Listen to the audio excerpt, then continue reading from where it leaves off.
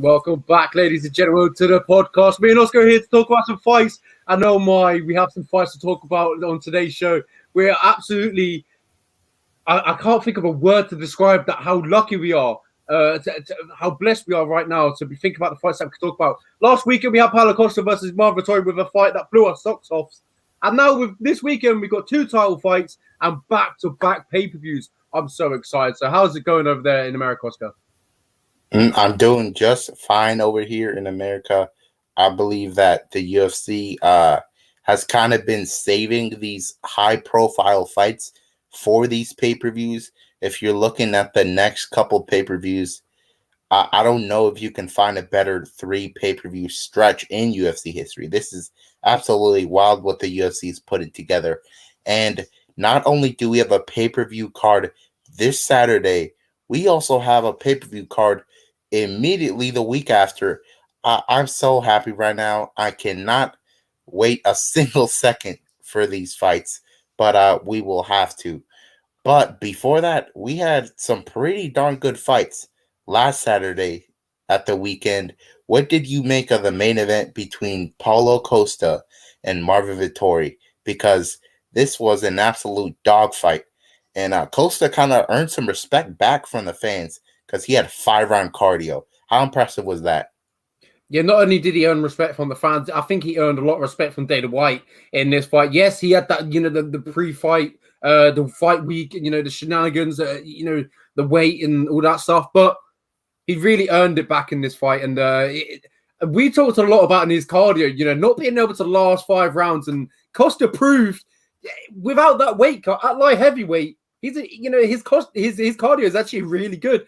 And as we were talking before we went on air, he won maybe the 4th and the 5th round, and he looked better in the 5th round than Marvin Vettori. Marvin Vettori kind of sort of slowed down in the fight, and it was phenomenal. His wrestling takedown defense was phenomenal. It looked great, but the only problem is Vettori just looked sharper on the feet, more crisp with his punches, and got to just look quicker with his strikes, and that's ultimately which won him the fight.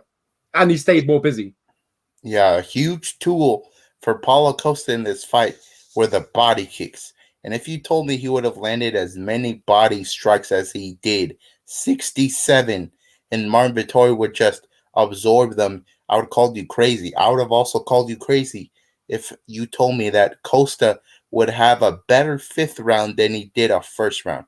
So Paulo Costa was so impressive here, and so was Vettori. Vettori's one of the most durable guys in this entire division.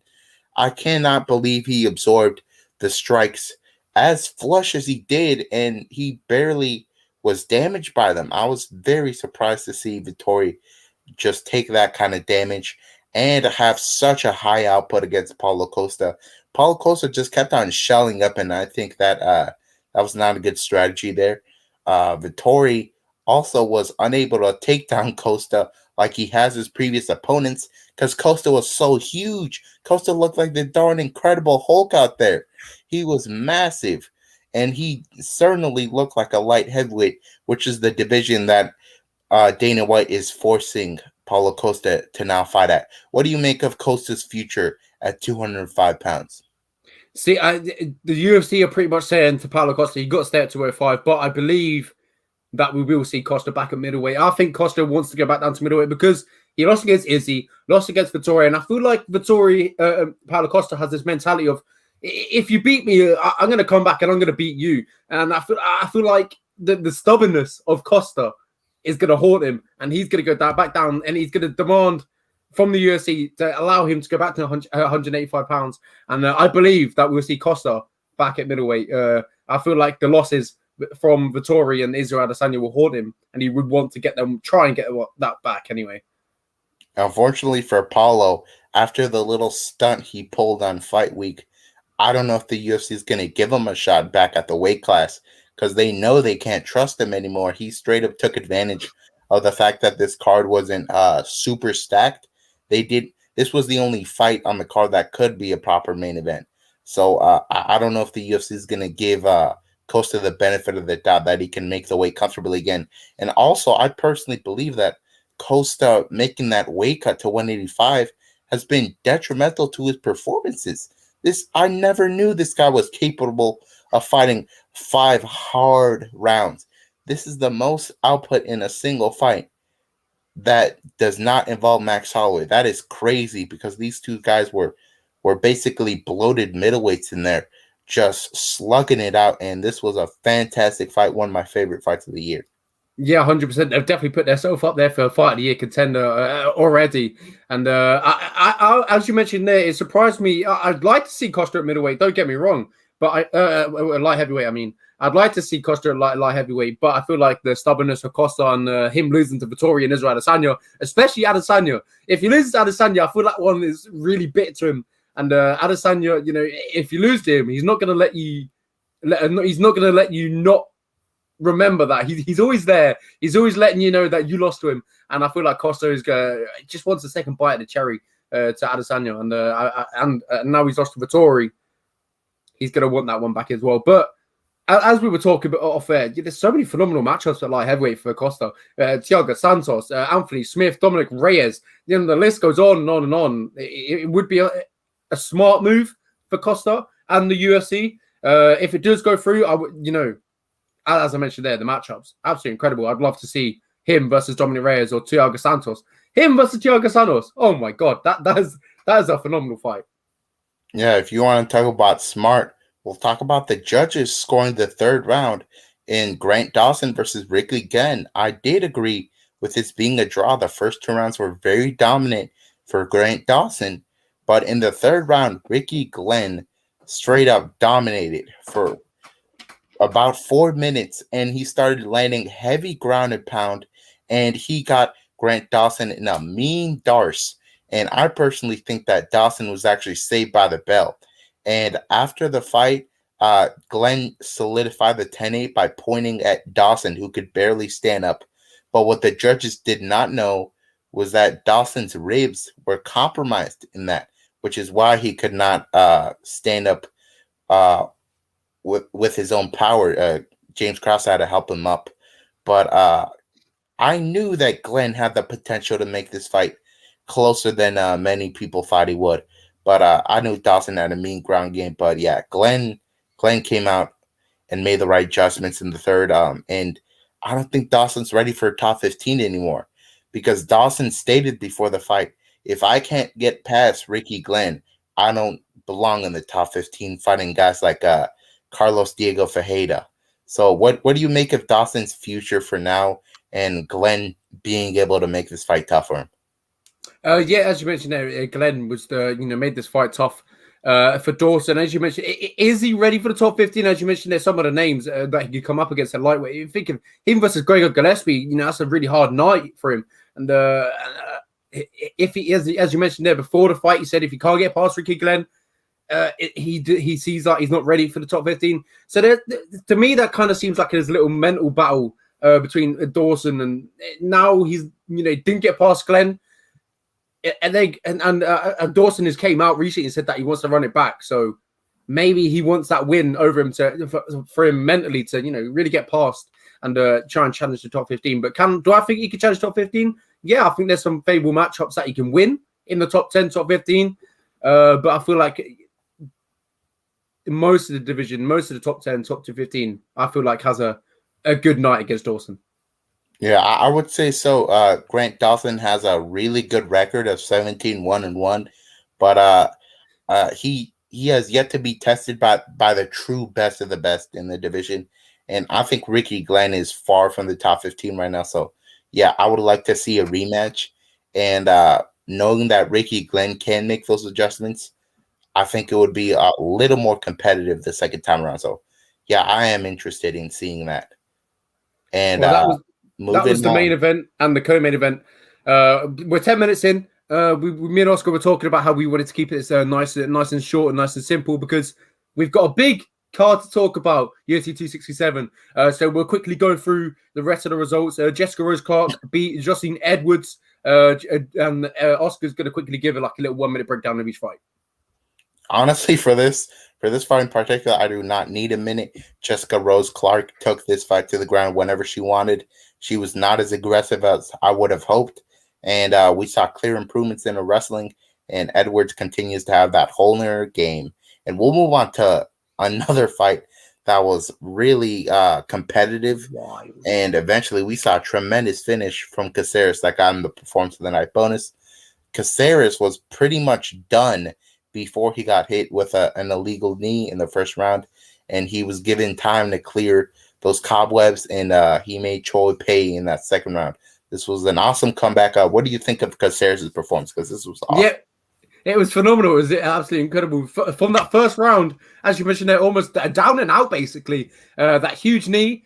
And Choi's biggest mistake was that obviously that knee, and just gave him enough time to, get his whereabouts about him. And eventually, he made him pay. Choi literally kicking himself right now.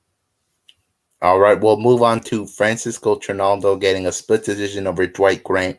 This fight was kind of what I expected from these two. Dwight Grant just continues to be gun shy, and it really looks like he has low confidence out there. Trinaldo was simply the better kickboxer, and he clearly won the decision, looking good at welterweight now. And the first fight on the main card, Nego Mariano straight up starched Villanueva with a shot right behind the ear, finished the job. I think Villanueva might be done in the UFC. And we'll move on to the fight of the night. My goodness, Jung Young Park losing to Gregory Rodriguez in a super close fight. This was a straight up war. I thought Jung Young Park was about to finish Gregory Rodriguez, but Gregory Rodriguez has his Benil Dariush moment where he walks the guy down across the cage and eventually gets a tremendous knockout.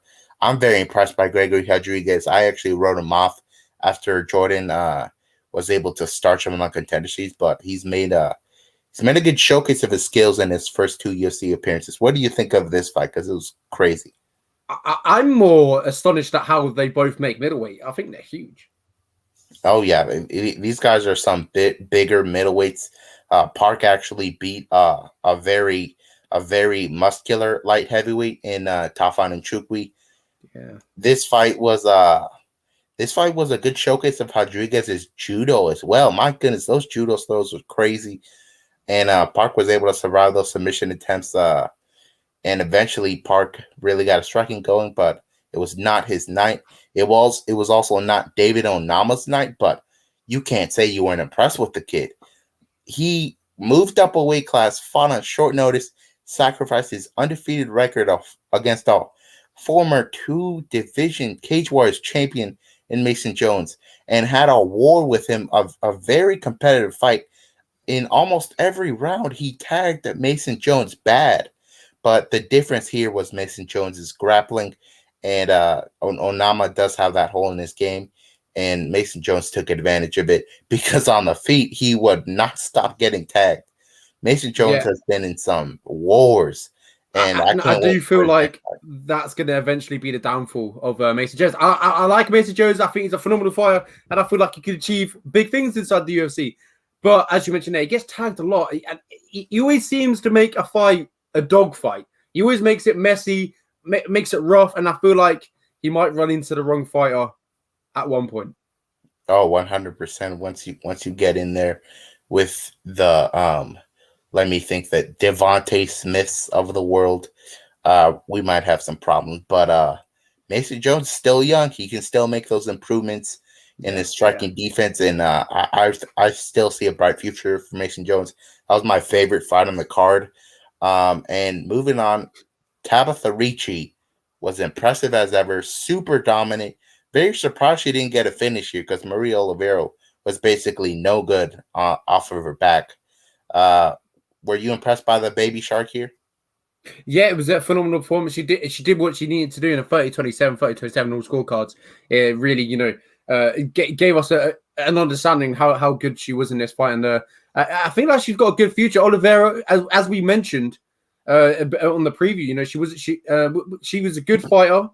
But didn't we predict an armbar in the first round? Yes, we did. And Maria Oliveira has been submitted before, but this time around she was able to survive and reach you with the best performance yet, showing that she is UFC caliber and she belongs at strawweight after all. Moving on, Jamie Pickett beat Laureano Staropoli. I think this was definitely a wake-up call for Laureano. Jamie Pickett, he's he's not the best. He's not the best in the UFC. And Staropoli just could not hang with him. I think Staropoli is better suited at welterweight. That was about it for my thoughts on that fight. I just think Pickett used his size effectively in this fight. And moving on, we had a straight up starching of Worthy by your guy Jay Herbert. My goodness, once he let his hands go, Worthy once again showed that he's not the most durable guy, and he got put out quite quickly. A really great performance by Jay Herbert, getting his first UFC win in emphatic fashion. Yeah, Birmingham's own Jay Herbert. It's phenomenal to see him get it done inside the UFC. We always knew he had the potential as shown in Cage Warriors, but it was inside the UFC where he kind of stopped a little bit. And finally, great to see him get his first win inside the UFC. This guy's he got heavy hands. His combinations are sharp. He's quick, and we finally get to see it against Worthy, which is a good matchup, a good suitable matchup for him. And as you mentioned there, Worthy has some durability issues, and it wouldn't surprise me if this is the last time we see Worthy inside the UFC as well. Yeah, he said I'm too old for this to Chris Tagnoni after the fight. So who knows what the future for Worthy will be, but we know the future for Jeff Molina is super bright. This kid continues to impress in every fight. In the Contender Series, he has a really awesome war, super high output. And in this fight, he has a very tough round against Da Silva. He gets his back taken, and Da Silva has only won by finish. So I was thinking Molina was in trouble there for a second. But come the second round, he starches Da Silva in a crazy fashion. Molina has got some serious power for this flyweight division. I can't wait for his next fight. And he always fights entertaining fights, and this was no different. Moving on, Randa Marcos saved her job in this fight.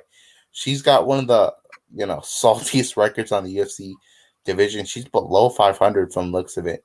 And Lavinia Souza, ever since she came to the UFC, she's just not as impressive as she was in Invicta. And Randa Marcos had a really smart game plan. And I think Souza may have cost herself this fight by pulling guard. Pulling guard in 2021 is a very bad look. Unless you're Mackenzie Dern, Damian Meyer, Charles Oliveira, probably don't do that because it's a terrible visual for the judges. Good to see Randa Marcos finally get a W after so long. And in the first fight of the night, Jonathan Martinez took away Zavid Lazishvili's he took it away. And a lot of people just saw Georgian wrestler and they were like, all right, he'll get the job done. After really digging deep, you see that Jonathan Martinez should have gotten the job done, and he did here. But Sevilla did show some pretty good striking improvements in the fight, but Martinez just too much for him in his first UFC outing. That's about it for that card, but we did have a Bellator card in Moscow. We will talk about that. We'll just brush up on that. Fedor Emelianenko was able to starch Tim Johnson at 46, still showing super quick hands. What do you think about Fedor's comeback after so long? Yes, sorry for skipping that. I totally forgot. Yeah. It went out of my mind. But yeah, as you mentioned there, Fedor Emelianenko, proven us wrong once again, because we thought Timothy Johnson was going to win last week, and I honestly did think Fedor Emelianenko was too old. Get clipped, and then that'll be it. And but man, the hand speed of Fedor Emelianenko at 46, it's just ridiculous. It's unhuman. Man, I would like to see this guy get one more shot, one more run at the Bellator Heavyweight Championship, and then call it a career. Yeah, Valentin Moldavsky is one of Fedor's proteges. He could easily step aside and let the beta rematch happen. But in my opinion, I think Fedor should probably just retire. This is a really good highlight to retire off of, because he always leaves his chin wide open to get hit.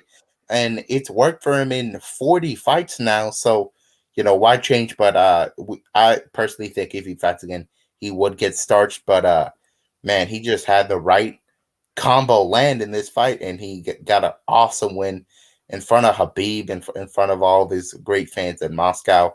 And I think this is a really good memory for him to retire out. But, Of course, he's stubborn. He doesn't know when to let it go. He's 46, and honestly, I think at 46 is the maximum age anybody should be fighting at. But talking about somebody who will prove the doubters wrong at 42, Glover Teixeira is maybe in the best form of his career at 42. He has been an underdog in 9 of his last 10 fights, and he's won 9 of those last 10 fights. Glover Teixeira is on a serious run here. We keep on doubting this guy. We keep on saying, "Oh, this is the fight where he'll get starched. He won't survive this guy," but he keeps on getting it done. But in every fight, he is absorbing damage, and he just goes into autopilot mode. The guy's basically out on his feet, and he gets a double leg takedown. He secures full mount, and he ground and pounds him or submits him. Glover Teixeira is so impressive. I can't believe he keeps on doing it to these guys. He gave the beating of a lifetime to Anthony Smith. And heading into that fight, I was thinking Glover Teixeira is probably done after a couple, right? But he destroys Anthony Smith in that fight. I could not be more impressed with Glover Teixeira. And I'll say the same thing for Jan Blachowicz. This guy had not the best start to his UFC run, but once he got on a roll, my goodness, he just could not be stopped, even by Israel Adesanya in his last fight. Israel Adesanya may be the best striker in all of the UFC. Some people say he's the best striker they've ever seen in the UFC. And Jan Blachowicz outstrikes him in a technical kickboxing match. So Jan Blachowicz has leveled up to such a high level, and I think he's definitely the better striker here against Glover Teixeira. Definitely got the speed advantage. Glover Teixeira will have the advantage on the ground, but Jan Blachowicz actually has more submission wins than knockout wins. He's no stranger on the ground. If that was a huge hole in Jan Blachowicz's game, I think Teixeira would be a good pick. But honestly, I'm going to have to side with the Polish power here. I think the Polish power wipes out Teixeira. Teixeira will get rocked in this fight, win or lose. And I think Jan Blachowicz is smart enough not to rush the knockout like Thiago Santos did, and just pick his shots and patiently fight a smart fight on his way to a third round KO. I think Teixeira's chin finally gets cracked after absorbing so much damage. I will side with the Polish power here, but don't be surprised if Teixeira pulls off an awesome upset. Well, yeah, as you mentioned there, you said that we'll probably see Glover Teixeira's chin get cracked, and it has been cracked before. He got cracked against Gustafsson, got cracked against Rumble. But does Polish, does Blachowicz have the power of Rumble? I mean, Rumble is probably the heaviest hitter we've seen, probably most, except from Ngannou. It probably goes Ngannou Rumble, and Rumble hits like a truck. And but does Jan Blachowicz have the power to put him out? I think so. I think we can see Jan Blachowicz put Glover's lights out on this one. And as you mentioned there, in his last few fights, against Thiago Santos, he got hurt. Against Anthony Smith too, he got hurt. So will it finally be the day that we see Teixeira go out? I think so. And I think it's going to be in the first 3 rounds. I honestly felt like we were disrespecting Glover this whole time because of how bad those knockouts to Teixeira, to Rumble and to Gustafsson were. If you really look at those knockouts, first of all, if you take a flush uppercut from Rumble Johnson, your night is over. And against Gustafsson, this was a 5-round back and forth fight in Sweden, and he absorbs 3 uppercuts in a row. And by a striker like Gustafsson, your night is probably over as well. So Teixeira's durability was never as bad as we thought. I do think this is probably one of the last fights of Teixeira's career, win or lose. He is 42 now, but man, he's just continued to be super effective at this age. And I feel like this version of Glover Teixeira is just might be the most dangerous yet, because it doesn't matter if you rock him. You think you got him, but you don't. Teixeira, on his way to the UFC, was on a 22-fight win streak. He was on a 22-fight win streak, and the only guy that beat him was John Jones. John Jones was able to beat him, and he actually got his shoulder torn in that fight by Jones. So after that, I feel like Teixeira kind of lost some motivation, and it was very clear in the Corey Anderson fight. In my opinion, I would say 7 out of 10 times Teixeira beat Corey Anderson. But Teixeira just wasn't there. He just wasn't motivated in that fight. But after that fight, he really made some self-reflection and he changed things around. And man, he made the right changes. And then he started being the Carl Robertsons and the Iwan Kutalabas. He's on a big roll, but I think his momentum stops at Jan Blachowicz, who's got the Polish power on his side. I think that's the big difference maker in Jan Blachowicz's patience. Yeah, 100%. I agree with you. It takes one shot for Blachowicz to land, as we've seen, and against Luke Rockhold, we see it against Dominic Reyes, and I think we're going to see it in this fight. And as you mentioned, he beat Israel Adesanya on the feet in the technical kickboxing match, which is incredible. As you mentioned, how many people regard Izzy Adesanya as one of the best kickboxers they've seen inside the UFC, seen inside MMA, and Blachowicz decided to stand with him. It's crazy. This guy has. I don't know. He's so cool under pressure. Both guys are. They're both cool under pressure. They're never, if you look at their faces, when they're getting called out, they're both just cool. They're calm. And I feel like we're going to see a really good fight this weekend, but I feel like Blachowicz is going to end it early. Yeah. Either way, I think we'll see a finish here, but my official pick is Jan Blachowicz by third round KO. Moving on to a fantastic co-main event between Petr Yan and Corey Sandhagen. I don't know how you can't be super excited for this fight as a fight fan. This is all I ask for in a fight. This is such a high-level fight. In my opinion, this is a true title fight.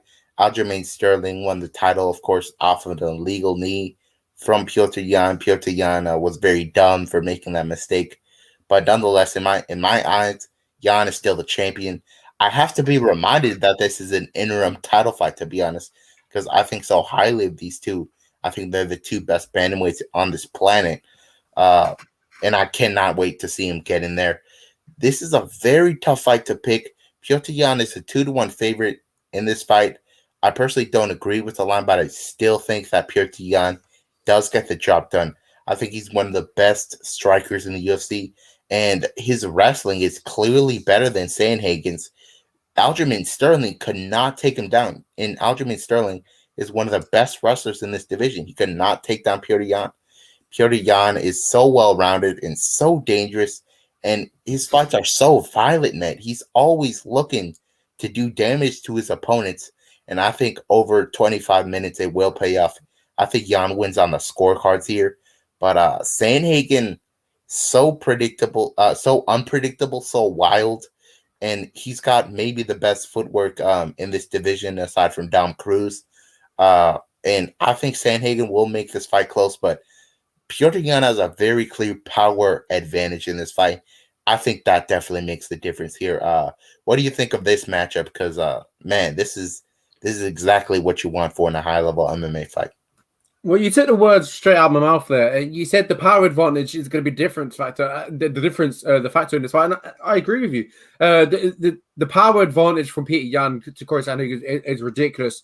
And we saw how dangerous in the feet Corey Sandhagen is, going toe-to-toe with TJ Dillashaw. Arguably could have won that fight.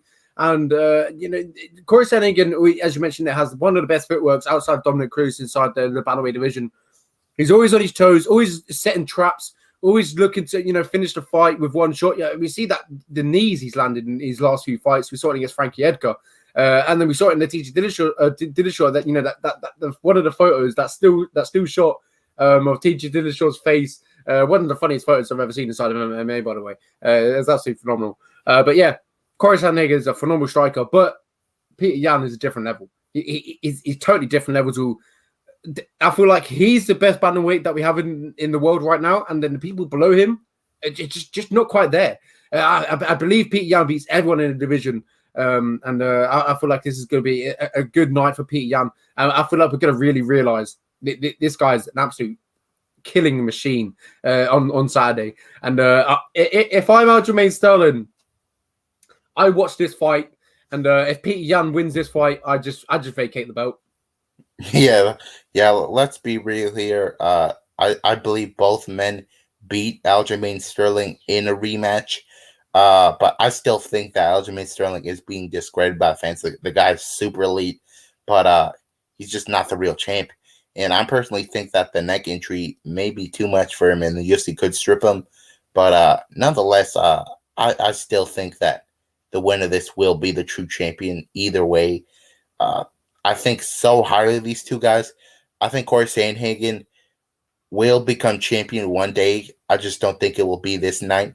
I still think that Corey Sandhagen is a little, ever so slightly underdeveloped. I still think he can make some improvements. He made a couple of mistakes in the Dillashaw fight, which I totally thought he won. Anybody that thinks Dillashaw won that fight don't know the judging criteria, because they give so much credit to TJ for the control time, but it was Sandhagen doing the damage, which is what the judges should be scoring. And the damage here will be done more by Petr Yan. I also think Petr Yan will cut up Sandhagen with some elbows, so that will be the best visual for the judges. Petr Yan, as I said, he's got a wrestling advantage here, and he's got a power advantage here. I think that alone, in such a high level fight, I think that will make a big difference here. But this will be super competitive, and it will not be the craziest thing if we see Sandhagen get some crazy wheel kick or flying knee, because this guy finds a way to get these crazy finishes against elite opponents. So I cannot wait for this fight. But we got some more fights to break down. I could say that for almost every fight pretty much on this main card. Islam Makhachev, the future champion, in my opinion, the successor of Khabib Nurmagomedov. He's fighting Dan Hooker, who took this fight a month ago after dominating Nasrat Haqparast. I simply don't think that Dan Hooker has a ground game or takedown defense to really give any challenge to Islam Makhachev. There's not enough hours in the day for Dan Hooker to catch up here. Islam Makhachev is on a tremendous win streak. I believe it's an 7-fight win streak now in the UFC. His only loss was to Martins, who straight up starched him. Let's be fair there. He did starch him. But one thing about that fight, Islam did not go for a single takedown for the 2 minutes that happened in that fight. In every other fight where Islam goes for a takedown, he wins the fight. So all Islam has to do is get to his ground, and it's his fight.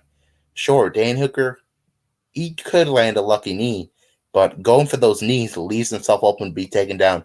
I think Islam is too defensively sound. He's actually statistically the least hittable fighter in UFC history. This guy absorbs less than one significant strike per minute. This guy is very hard to hit. I think Dan Hooker does much damage at all. And in fact, I think Islam is prioritizing a finish here because he's chasing a title shot. I think Islam Makhachev gets a third-round armbar here after mauling Dan Hooker. Do you agree? Yes, I think Islam Makhachev is going to absolutely maul Dan Hooker in this one. And he's going to prove yet again, why he's one of the best lightweights in the world. If not, probably the best lightweight that we have currently on the roster. But no one wants to fight him. And I feel like Saturday we're going to realize yet again why no one wants to fight him. I think he's going to make it, not necessarily make it look easy, but make it look comfortable. Yeah. Islam Makhachev has better striking than Khabib, in my opinion. It's a little cleaner. And he's a more aggressive submission artist, in my opinion, as well. The ground and pound isn't as great, but I think it's very serviceable. And I think he truly dominates Dan Hooker here. Father's plan is undefeated for this guy. If you know what Father's plan is, it's take him down and smash him. And that's what he's going to do here.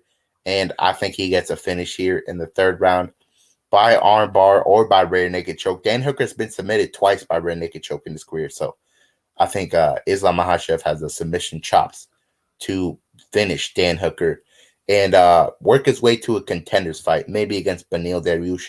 I think Islam Makhachev is a favorite against everybody in this division. I think he'll reign a long time at the top of this lightweight division, which is why he's my most confident pick on the card. Moving on, Alexander Volkov is fighting Marcin Tybura. This fight is very intriguing. This could easily be a fight night main event, but on a stat card like this, it's not. It's fourth on the bill. So this fight should be very entertaining. Marcin Tybura, of course, has a wrestling advantage here, but I think on the feet, I think Volkov's hands are just too heavy for Marcin Tybura. It wasn't too long ago when we were questioning Marcin Tybura's durability. He was getting starched constantly by guys like Derek Lewis and Shamil Abdurahimov, which do hit harder than Volkov, but Volkov does have the volume, and I think it's enough to get it done here against Tybura. Volkov looked terrible on the ground against Curtis Blade. He got straight up ragdolled in that fight, but I simply think Curtis Blades is definitely a level above Marcin Tybura, and on the feet, I think Volkov punishes Marcin way too much here. Tybura, even though he's won his last 5, he did get cracked in a couple of those. Greg Hardy was able to crack him. Walt Harris pretty much had him finished until Walt Harris ultimately gassed, but Volkov has a better gas tank than some of those opponents, and his striking is definitely cleaner, and so is his output. He did outstrike Cyril Gahn in the first 2 rounds of their fight, so I think Volkov is so far ahead in the striking, and he's got that reach advantage, and I think that's definitely the difference maker here. I think Volkov just gets his volume going and finishes it in the second round. Well, that's the key word here, really, is it? It's volume. Volkov is no stranger to that, and I feel like this is definitely going to be a difference factor in this one. We've seen it in the past. Volkov stays busy, keeps his hands in your face. His kicks come up sharp, nice, and he likes to target the body with his kicks as well. So it wouldn't surprise me if he gets a body kick finish here. Tybura, just not taking, can't take any more. That really wouldn't surprise me. But if you look at the signature strikes land per minute, it's significant more than Tybura. At least 1.2 more. My phone just fell. Ignore me. Anyway, moving back to the fight. I think Volkov, the pace, the volume. I think he's sharper on the feet, more crisp. I think we're going to see a late finish in this one. Yeah, I agree as well. Volkov will get his momentum back after an underwhelming performance against Cyril Gahn. And if you want to talk about the opposite of underwhelming, we'll talk about Khamzat Chimaev's 3-0 start in the UFC. This guy has unbelievable hype behind him, but the momentum was stunted a little bit by a really bad case of COVID. It appears he's recovered now. He did retire once in that little period there, but he went back to training, and he's not he's not having the same struggles that he did. But man, he's fighting a tough customer here in Li Jingliang. Li Jingliang in his last couple fights has starched 2 guys that were on 7-fight win streaks. Santiago Ponzinibbio came off a 2-year layoff. He had just knocked out Neil Magny, a guy that actually beat Li Jingliang, and he starched Santiago Ponzinibbio. I was very impressed by that. I really thought Santiago was going to win that. And, of course, before that in China, he fights Elisio Zaleski dos Santos, who's on this card, by the way, and he knocks him out in the 3rd round in China. Li Jingliang has legitimate fight-stopping power in this fight. But so does Khamzat. Khamzat, in his last fight, starched Gerald Meerschaert, who's notoriously durable. Gerald Meerschaert, just recently this year, was able to weather the storm against Makhmudov. He cannot weather Khamzat's storm. Khamzat, of course, is I believe he's a silver medalist in Sweden for wrestling. This guy is no joke. And the reason he got so much hype going was because Alexander Gustafsson and Latifi were saying, this guy gives me unbelievably hard sparring rounds. This guy is UFC ready. He could be a champion. And man, I really believe those guys. I'll just say that. I believe those guys. Khamzat Chimaev's 9-0 with 9 finishes. And I honestly don't think he can finish the Leech. The Leech is so tough, man. And Khamzat Chimaev, he's just miles ahead on the ground. As I said, silver medalist in wrestling in Sweden. This guy is so physically strong. He's definitely the bigger guy here. I think he slams Li Jingliang in every round and gets the Dagestani handcuff and just piles on the strikes. It wasn't too long ago when Li Jingliang actually lost to Neil Magny, and Neil Magny was able to out wrestle him. And Chimaev has a much better wrestling pedigree than Neil Magny, so I think this should be a good night for Chimaev. But if his gas tank is not as good as it once was because of the COVID, Li Jingliang could give him a tough third round. But honestly, I think Chimaev rolls here, gets the first decision win of his career here because the Leech is so tough. Well, as you mentioned, it wasn't that long ago since Jinglang lost to Neil Magny. It was only last year where he got out wrestled, as you mentioned. And Khamzat Chimaev is on a different level to anyone, probably. Oh, actually, I was going to say probably anyone in the welterweight division, but then I realized we've got Usman and Colby Covington at the top of that division. But yes, I think Khamzat Chimaev is probably outside of Colby Covington and Kamaru Usman. He's probably one of the best wrestlers that we do have in that welterweight division. And I feel like this is going to be another showcase fight for Khamzat Chimaev. Li Jiang is a tough customer. He could definitely knock out Khamzat Chimaev. Khamzat Chimaev has only suffered 2 significant strikes. Yeah, that is true. Khamzat Chimaev is not the most hittable guy. He's actually the guy hitting his opponents most of the time, and he's just ruthless with that ground and pound. And I think the statistics after this fight are going to be 100% in favor of Khamzat Chimaev. I think he's going to accrue a ton of control time in this fight and get a pretty dominant unanimous decision. Moving on, Magomed Ankalaev is fighting Volkan Oezdemir. Ankalaev is the real deal, man.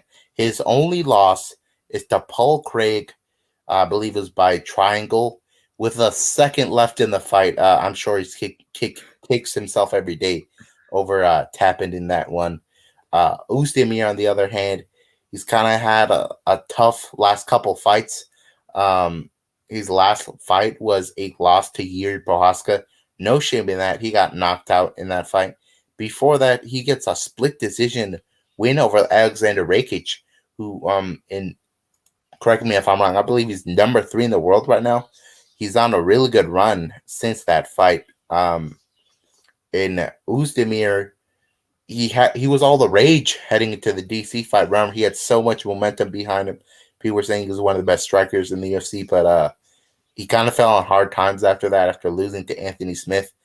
And man, this is the besides DC, in my opinion, this is the toughest and most dangerous wrestler he's fought since then. Ankalaev is, as I said, the real deal. He's from Dagestan, and he wrestles very well. And on the feet, he's super serviceable as well, with legitimate knockout power. He actually finished Iwan Kutalaba in the first round twice. First time, very controversial. Second time, he straight up starches him. And we know just how scary and effective Iwan Kutalaba is in the first round. And it was really no problem for Ankalaev. Ankalaev's striking is catching up to his wrestling now. I think he'll be champion in the next 2 years, and Oezdemir will be another guy that he takes out on his way to that title. How confident are you that Ankalaev gets it done? Because I'm very confident. Yeah, I'm 99.9% sure Magomed Ankalaev gets this one done. Then you always got that 0.1% inside MMA because it's MMA, because anything can happen. Volkan could fly across the octagon and land a flying knee, Jorge Masvidal style. We just don't know. It's his MMA. I'm not saying that's going to happen. It's definitely not. I believe that won't happen. And who knows? So Volkan might just throw us off guard and do that. Anyway, I think Magomed Ankalaev gets this one done. I think he submits Volkan Oezdemir in the third round. I feel like Volkan Oezdemir, he slows down a lot. We've seen it in the past. We've seen it in the Anthony Smith fight. He sort of gassed himself in that one. Eventually got submitted. We saw it in the Daniel Cormier fight. He got ground and pounded. He just got put in a bad position against Daniel Cormier. And he's also been neck cranked as well back in when he fought for Bellator. So I think there's going to be a submission win for Magomed Ankalaev on the cards here. And I think he's going to do it in impressive fashion. I think he's going to dominate him in the first 2. And in the third round, he'll get the finish. Yeah, I think Ankalaev is a super smart pick here. I think he's definitely going to be champion in the future. Once those guys at the top begin to deteriorate, and we'll move on to the prelim headliner between Amanda Hebus versus Vernon Chaney Roba. Word around the block is that Vernon Chaney Roba will be walking out to Island Boy, Era Hawani's favorite song, out here, and she'll get a spot on the notorious MMA Hour wall. So that alone is a win, but I personally don't think she gets a win in this fight. I seriously think that Amanda Hebus has the much better striking here. I honestly thought that Kanako Murata would have better striking against Vernon Chaney Roba, but that was not the case. She tagged Kanako Murata constantly on the feet. But the reason her striking did look so good in the second round was because Kanako had a broken arm. Because Vernon Chaney Roba, if she gets you on the ground, most likely she's going to submit you. But BJJ practitioner who's at the level that Amanda Hebus is at, I don't think she gets submitted here. The only times when Hebus has lost has been by knockout. And I don't think Hebus has, I don't think Chaney Roba has the kind of striking to make Hebus pay for just going forward. I really don't think that, nor the power. I think Hebus will definitely have more output on the feet, but don't get me wrong here. I think this is a close fight because of Chaney Roba's takedowns. Chaney Roba managed to take down Carla Esparza in the second round of their fight. She actually won that second round on all three judges' scorecards. So I think Chaney Roba will make this fight close with the takedowns, but her wrestling is not super overwhelming to where Hebus will struggle with it a ton. But I think the one doing damage on the feet will be Hebus here. That's why I'm picking her to win. But this could be a split decision. Yeah, I agree with you. I think Amanda Ribas gets this one done. If you look at Jadaroba's record, she's only got one TKO, and that was her last fight with the arm injury. So she's definitely not getting it done on the feet. And if you look at her record as well, she's got 13 submissions. So that just lets you know how dangerous she is on the ground. As you mentioned, a fantastic practitioner on the ground. And if Amanda Ribas doesn't let it get to the floor, it could be a really bad night for her. But I think Amanda Ribas gets this one on the feet, and I think she gets the decision win after a tough third round. I think Jadaroba will pour it on in the third round, and she'll overcome it. And as you mentioned, this one could be a split decision.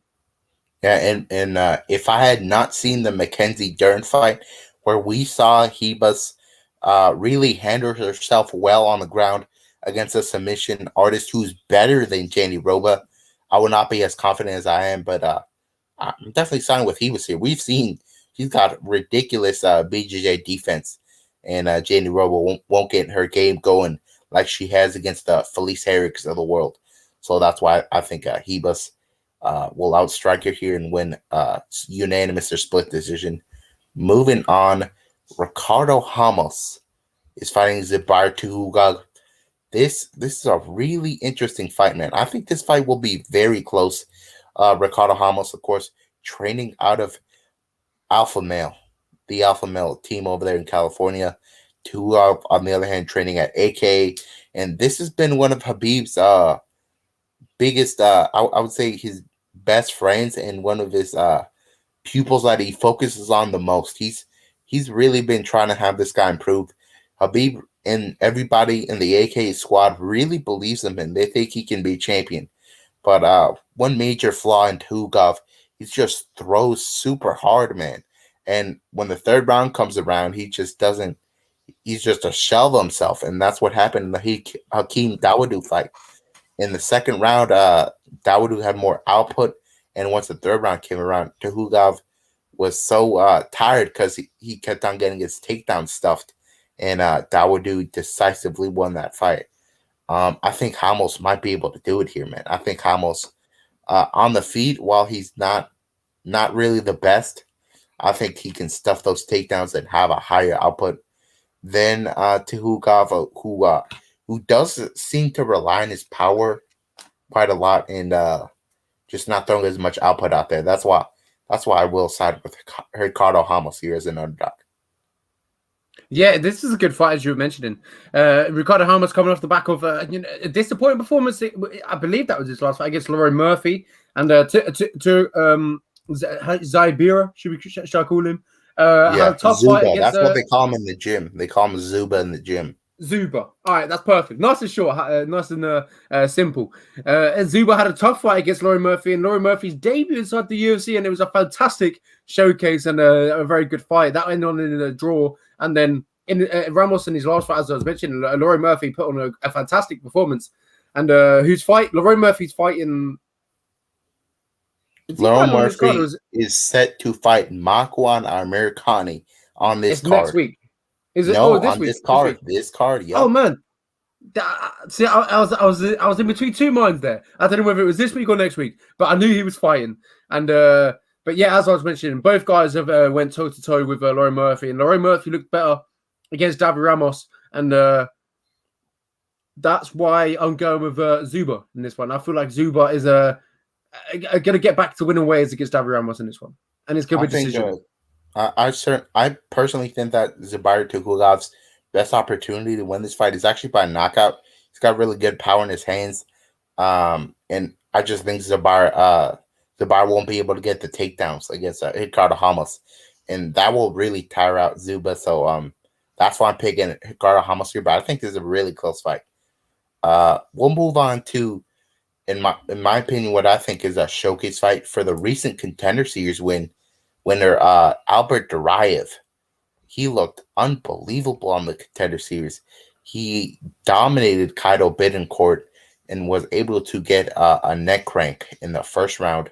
And he's fighting Roman Kopylov, who is coming off of his UFC debut against Carl Robertson, in which he got submitted in the third round. And if you're getting submitted by Carl Robertson, I certainly think that Duraev can put you away early. Duraev is one of the best grapplers over at Extreme Couture. Sean Strickland says on a consistent basis that Duraev actually gives him the toughest challenge on the ground in that whole gym. Duraev is no joke on the ground. He's a Dagestani wrestler, man, and he basically has that Hamzat style, that Habib style. Take you down, smash you, put you in the Dagestani handcuff, look for those submissions. And Kopylov is a kickboxer, and a really good kickboxer at that. The fight with Robertson was fairly competitive on the feet, but I think on the ground, it's just a big hole in Kopylov's game, and his gas tank isn't the best either. Outside of a really good KO for Kopylov, I think Duraev drags us to the ground and gets a quick submission in the third round, probably a rear naked choke. As you mentioned, 100%, I agree. As you mentioned, one of the highlights from the Contender Series was Albert Duraev, should we call him? A phenomenal finish against Kalio Bittercourt. Some of these names are so hard for me to pronounce. I'm really bad at pronouncing names, and this is why I have Oscar by my side. He's the I see that. The John Anik protege. That's what we're going to do. I only say the names how John Anik says it. I'll make sure to check that out.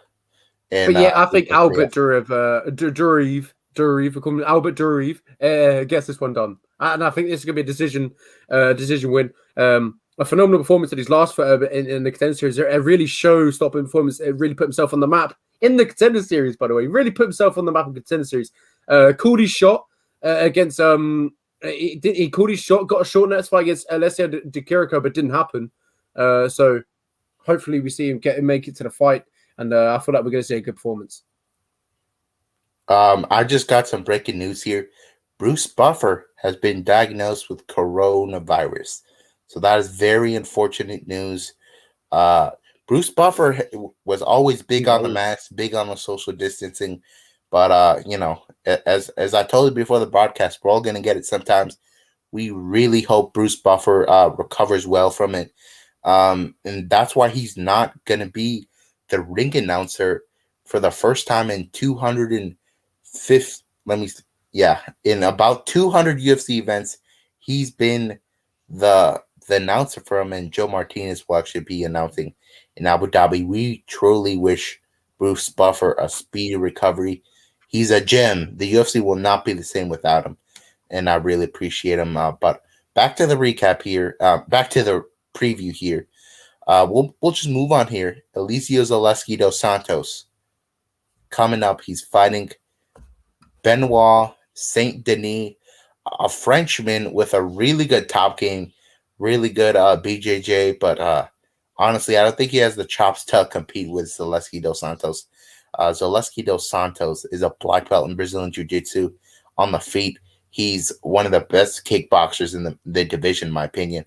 Once on a 7-fight win streak, and he has a wheel kick knockout over Sean Strickland. Zaleski dos Santos was truly on the roll here, and at one point, I thought Zaleski dos Santos was going to make a title run because he had so much momentum behind him. Benoit Saint Denis actually made his debut just a couple years ago. He's fairly inexperienced. I don't know why the UFC wouldn't match him up with a guy, Zaleski dos Santos, who's got so much UFC experience here. And I think Zaleski dos Santos can actually put him away here with a wheel kick of sorts. He's always looking for the finish here, and I appreciate that.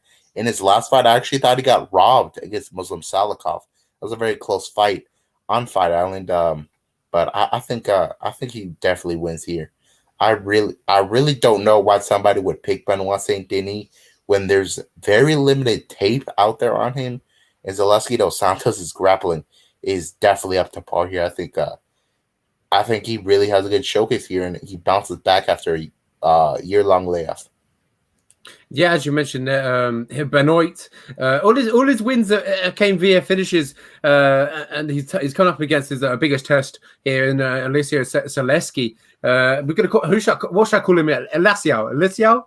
Yeah, Elisio. Yeah, Elisio. Yep. Yeah, we're gonna call him Elisio. I feel like this is gonna be a tough test, obviously, for Benoit, and I think he gets it done. I see him dragging him to the deep waters, and Benoit not being able to, with being able to keep up with the pace. But, as you mentioned, there's not too much on the Benoit tape that we could look at.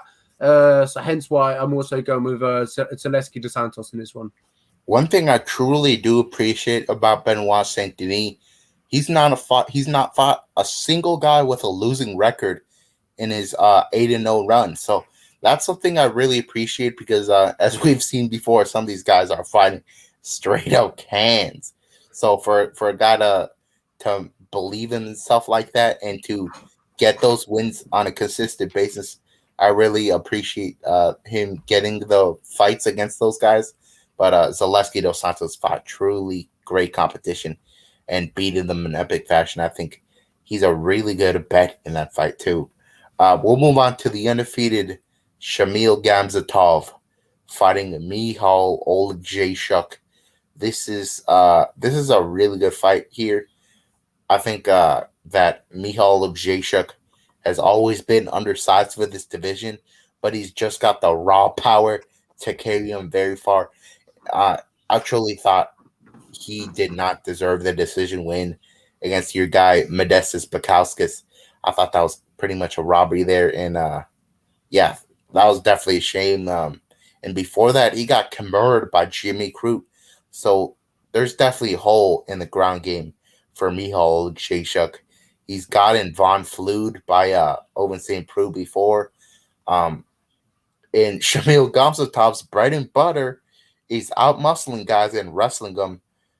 He's not much of a finisher. I think it's kind of a nightmare for Michal because Michal, if he doesn't crack you and the guy's got a size and wrestling advantage, I think the guy that's got the size and wrestling advantage should go pretty far here, assuming it doesn't get cracked, which Shamil Gamzatov does not have the best striking defense, but he is undefeated for a reason. The wrestling's so overwhelming for his opponents. I think he gets the win here fairly dominantly, assuming he doesn't get cracked on the feet. Yeah, I agree with you. Gamzatov used to fight in the PFL, and if you're sleeping under a rock, you would have known that PFL went down last night, and it was a phenomenal showcase. As we were talking about before, 6 title fights, phenomenal fights. Very, very much enjoyed that. But after the show, we'll quickly touch up on that if you'd like. But now we are talking about Gamzatov versus, as you were saying, these names are getting harder and harder every week. Michal Oleksiejczuk. Yeah, you're good on that. Just call him Michal. Yeah, Michal. Okay, as you mentioned there, Michal got the decision win against Modestas Bukauskas. I know how to pronounce that one because I say it a lot. But I've been talking to Modestas Bukauskas quite a lot since the release, and he's aiming a title win or getting a title outside the UFC regional, getting a few wins, getting 3 wins, getting a title as well, and then eventually, hopefully getting back to the UFC, which is I think he's more capable of. We've seen guys, get cut from the UFC and come back. Most recently, Brandon Davis. He recently came back to the UFC after some wins on the regional scene. What I think is the best opportunity here for Gamzatov is, as you mentioned, there, where his bread and butter is muscling guys and wrestling them. And I feel like we're going to see a lot in this. Both, I believe, both former middleweights. Gamzatov used to fight a middleweight, but Michal, I believe he also fought a middleweight too. I'm not entirely sure here, but I don't know if Michal has the discipline to go back if he ever fought there. I feel like he would be suited for a UFC 195-pound weight class, but of course that's not the deal here, and he will likely always be undersized here, and I think Gamzatov takes advantage of that and gets unanimous decision here. And we'll move on to Makwan Amir versus Larone Murphy. This fight is kind of buried in the prelims, and I kind of feel it shouldn't be. This would be a higher profile fight on a fight night card, but man, this card is really stacked. And I personally think that a finish here is definitely possible. Larone Murphy is so well rounded, man. I remember the Ricardo Ramos fight on Fight Island, where people thought that Ricardo Ramos had a clear advantage on the ground. But what happens there? He takes down Ricardo Ramos twice. And I remember Michael Bisping kept on warning Larone Murphy, don't take it to the ground, don't take it to the ground. And he's just pounds out Ricardo Ramos in violent fashion, straight up and knocks him out. And that shows you the kind of raw power that Larone Murphy has. And in the past, Makwan has really struggled against guys that hit hard, guys like Shane Burgos and Edson Barbosa. How he survived the strikes from Edson Barbosa, I don't know. I believe he was a victim to 2 10-8 rounds in that fight. He got destroyed in that fight, somehow survived. And in his last fight, I couldn't feel he underperformed against Kamala Kirk. I actually picked Kamala Kirk to win that fight as a big underdog. Makwan Americani is a little inconsistent, never really gets on a win streak. I simply think the future is much brighter for Larone Murphy. I think Larone Murphy can do slightly something similar as he did to Ricardo Ramos. I think he's got a huge power advantage here. I think he can put away Makwan Americani. I would say in the 3rd round, because Makwan is really tough. But I think over time, the damage will be overwhelming and the ref will have to wave it off. Yeah, I also agree with that. I think there's a Tico finish here, and I think it comes in the hands of Larone Murphy. As you mentioned, he just hits like a truck. And one of the most promising guys that we coming out of Britain at the moment, if not probably the most promising guy that we have coming out of Britain. This guy's an absolute killer. He's a savage. 10-0, steps in at short notice to fly over to fight in Abu Dhabi on Fight Island against the guy who we just talked about, Zuba, who's a phenomenal fighter, very highly rated, and gets a draw. A phenomenal fight. Came out there, showed his heart, showed his grit, and then after that, as you mentioned, got a win against Ricardo Ramos. Oh my god, it slipped my mind there. As you mentioned it, yeah, took it to the ground. Michael Bisping shouted, "Don't take it to the ground! Don't take it to the ground!" Roy Murphy doesn't listen, and then just ground him, pounds him into the canvas. Phenomenal. I see a similar story happening in this fight. I feel like we're going to see a lot of knockdowns in the 2nd and 3rd round, but I believe Larone Murphy is not going to enter the guard because Makwan Americani, if he slipped once in his guard, it could be game over. 100%. He's one of the slickest guys on the ground in the UFC. But Larone Murphy has shown that he can hang with some really good guys on the ground. And that this is why I think it's a bad matchup for Makwan. Also, Larone Murphy, after the Ricardo Ramos fight, he goes back to Fight Island and he beats Douglas Silva de Andrade, who we know that guy is an absolute monster. And he shows that he can hang with him. And, man, very impressed by Larone Murphy so far. I think he's going to be impressive once again in this fight. And we'll move on to a middleweight matchup between Yao Zhanghu against Andre Petroski. We know Petroski quite well. We watched the whole Ultimate Fighter season. We originally thought he was going to be the guy to win the whole thing. But yeah, he's showing some clear flaws. His striking is really not clean. He does get tired. He definitely slows down in the third round, but that doesn't mean he's ineffective in the third round.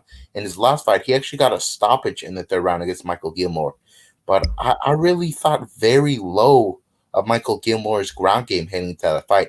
So when he survived the first round on the ground with Petroski, I was very surprised. But I did just check out an interview with Petroski.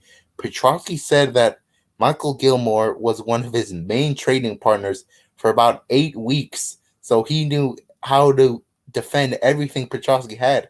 That's why he's stuck out so long in that fight. So that's some insight a lot of people don't know. Petroski is super muscular, man. This guy's built like a like a break shit house, man. He's so powerful. Yao Zhang on the underhand, he's 3-2. He's 3-2. The fact that he's in the UFC is shocking. He came into the UFC at 3-0. He fought at heavyweight, got knocked out. Then he moved down to light heavyweight. I believe got submitted. And those 2 losses were to some of the worst UFC fighters you've ever seen. Rashad Coulter and I can't remember. Yeah, Cyril Oscar. Those guys were so low level, man. Yao Zhang, who knows what improvements he made over at the UFC Performance Institute in China. But, man, Petroski is an NCAA Division I wrestler. I think that's more than enough to beat Yao Zhang here. I've seen Yao Zhang working on his wrestling a lot, but there's just no way you can play catch up here. Yao Zhang is a big guy, but Petroski is just definitely the more powerful guy. I think Petroski can finish him, I would say, in the second round by ground and pound. That's my belief here. I thought the Amidalski matchup was a little more favorable for Yao Zhang, but Petroski is just no joke here. And he's not like Gilmore, who had the benefit of working with Petroski, knowing all of his moves and how to defend him. But yeah, I think Yao Zhang is gonna have a tough night and probably gonna be cut from the UFC because I don't think the UFC is interested in having 3-3 guys on the roster. Yeah, 100%. I agree with you. I think Andre Petroski gets this one done. Also, as you mentioned, we thought this was the guy who was going to win tough. Going to win it. First, when I first saw him on the tough, I thought, I think it was his first fight, and he put on a fantastic performance. And I thought, wow, this guy's a killer. He's going to go on to win the middleweight tough. And then he ran into Brian Battle. Brian Battle. Yep, Brian Battle. Yeah, and now Brian Battle went on to win the whole series. And then Brian Battle now facing Trayshawn Gore, which is phenomenal, by the way. I can't wait for that one. But anyway, I think Andre Petroski gets this one done against Yao Zhang, and I feel like he's going to get, as you mentioned, I feel like he's going to get cut after this one. As you mentioned, and the record 3-3, not very pretty, but yeah, I feel like Andre Petroski gets this one to the ground and uses NCAA wrestling and controls him for 15 minutes. All right, we'll move on to a fight that in any other division, this would probably be a top 10 matchup, but this lightweight division is so stacked that these guys aren't even ranked. Magomed Mustafayev is fighting Damir Ismagulov. Damir Ismagulov is one of the most well-rounded guys in the whole UFC. This is a kickboxing and sambo champion over in Kazakhstan. He's such a high-level fighter. He has a win over Thiago Moises. He knocked him down, and he had a very dominant performance in that fight. I'm very impressed with Damir Ismagulov. I think he can be a top 5 fighter in the future as well. But he was coming off a really long layoff, and he fought Rafael Alves, and he was a 6-1 favorite in that fight, huge favorite. And he gets him knocked down in the first 10 seconds of that fight. I bet some money on Damir Ismagulov, so I was like, oh my goodness, it's over. But he gets that takedown, and he outstrikes him. I believe it was like 100-4 in the first round. And in the second round, he does the same. But once the third round comes around, those two guys were quite gassed, and it was quite sluggish. And Alves actually wins that third round on the judges' scorecards. I think that was just a long layup for Ismagulov. I think he's now got his bearings about him, and he's fighting a guy Magomed Mustafayev, who's super well-rounded as well. I think this is a tough matchup for basically anybody, even a tough matchup for Rafael Fiziev. He knocked out Rafael Fiziev in Fiziev's debut. I don't know how you can't be impressed with that. Besides that, he did get submitted by Kevin Lee. So that's one of the most impressive wins to this day on Kevin Lee's resume. But at the end of the day, I will pick Ismagulov here. Not only do I think he's the better wrestler, has the better gas tank, and the cleaner striking, I simply see his future being a little brighter. And once he gets more activity going, I think he start to crack into these rankings. But this is a close fight, and very excited for this one. And as I said, on such a stacked card, it's crazy to see this one be the second fight of the night. Yeah, as you mentioned there, Mustafayev, it's a split decision with Brad Riddell back in the day, and now Brad Riddell's fighting Rafael Fiziev. So that's a good accomplishment in himself, because Brad Riddell and Rafael Fiziev is going to be an absolute barn burner. These two trained together at Tiger Muay Thai, so that's crazy. That's my pick for fight of the year. Those guys don't know how to have boring fights. I cannot wait for that one on December 4th. Mark your calendars, ladies and gentlemen. That one will entertain, and so will this fight right here. What's your pick? Because my pick was Ismagulov by unanimous decision. Yeah, I'm also going with Ismagulov in this fight. But I'll go for a different route. We've seen Mustafayev been submitted in the past twice, but do I think he's going to get submitted in this one? No. But do I feel like he's going to get knocked out? Yes. Yeah. Ismagulov is not a huge finisher, especially in the UFC. His 3 wins so far have been by decision. Wins over Joel Alvarez, as I mentioned, Thiago Moises, and Rafael Alves. Those are super dangerous guys. This is actually, I would say, probably the toughest fight is UFC 10 years so far.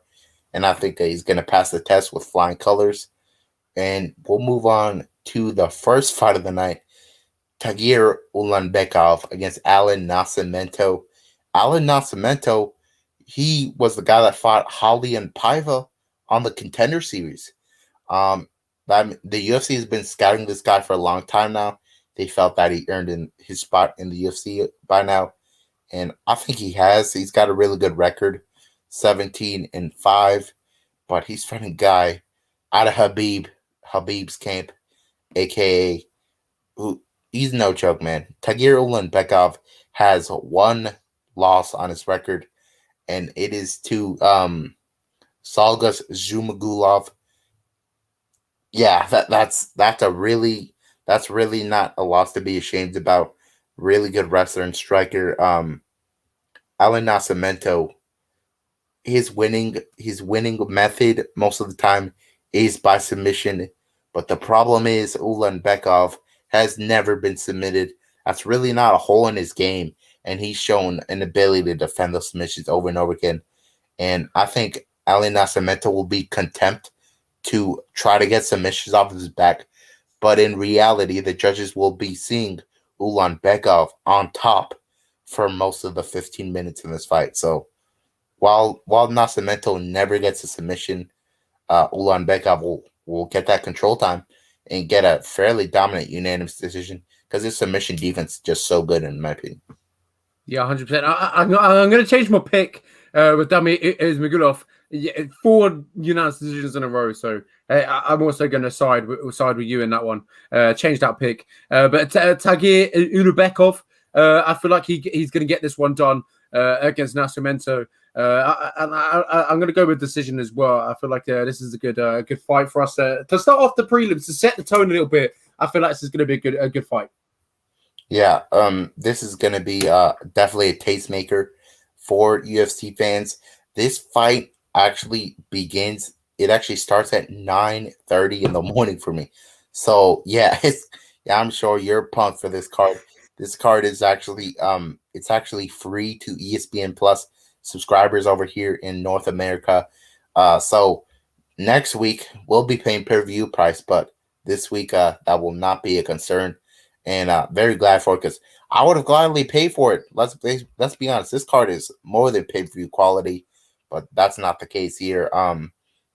Very great card, very great card. Next week, I think we have an even better card. So as a UFC fan, we're in a great spot here, and December 11th, we have an even better card to look forward to. I think the worst fight on that card is Jillian Robertson versus Priscilla Cashwere.